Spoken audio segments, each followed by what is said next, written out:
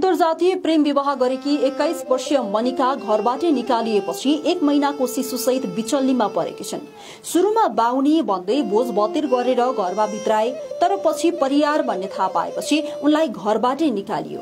प्रेम गरेर विवाह गरेका श्रीमानले पनि अर्कै केटी लिएर हिँडेपछि सानो बच्चा सहित बिचल्लीमा परेकी छिन् मनिका परियार। गोरखाको शहीद लखन गाउँपालिका 1 बक्राङ समी डाँडाकी 21 वर्षीय मनिकाको आशा र भरोसाको त्यान्द्रो 1 महिनाको छोरा त्यही टहरोभित्र हुर्कँदैछ। जुन शिशु गर्भमा आएदेखि आफू श्रीमान र घर परिवारबाट लखेटिन्, माइतीबाट पनि एक्लै भएकी छिन्।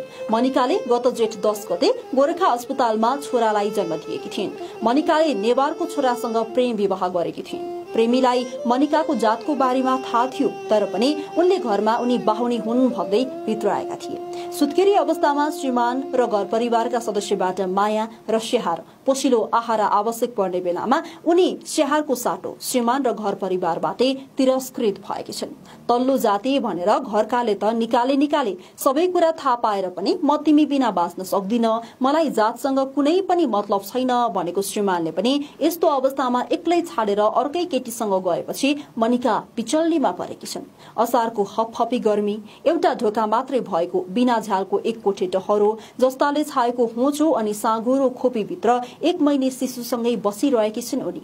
जम्मा 1 महिनाकी सुत्केरीले सकस लाग्दो यो कोठाभित्र खलखली पसिना काट्दै बसिरहेकी छन्। आफ्नो नाममा केही पनि नभएकी उनी काकी नाता पर्ने पार्वती परियारले ओत लाग्न दिएको यो टहरोलाई सुविधा सम्पन्न दरबार मान्न बाध्य छिन् उनी।